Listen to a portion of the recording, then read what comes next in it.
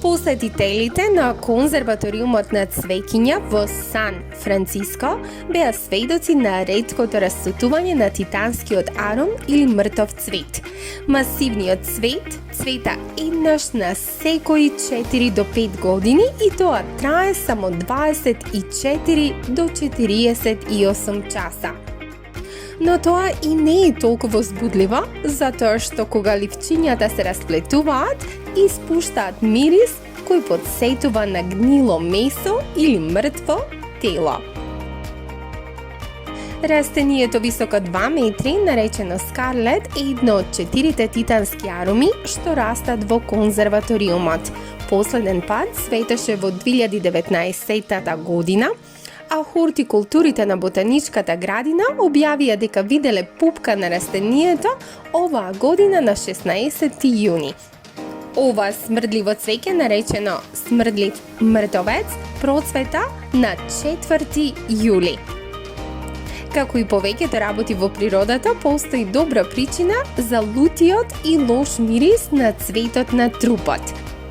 Експертите веруваат дека му е многу тешко на ова растение да привлече природни опрашувачи како пчелите во дивината.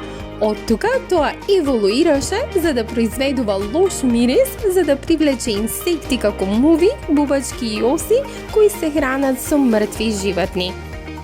Смрдејата ги привлекува неостудените суштества кон масивниот цвет исполнет со леплив полен. Откако ќе се случи тоа, цветот вене, овозможувајќи им на инсектите да избегаат од поленот залепен за нивните тела.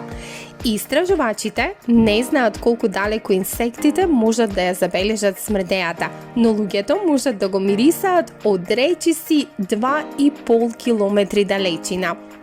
Во дивината, титанските ароми можат да се најдат само во екваторијалните шуми на Суматра, Индонезија. Овие растенија можат да бидат високи до 365 см и да тежат до 77 килограми. Меѓутоа, само помалку од 1000 од нив процветале од почетокот на водење на евиденција кој започнал во 1889 година. Ете, не е ни чудо што отворањето, односно цветањето на овие цвеќиња со непријатен мирис предизвикува возбуда.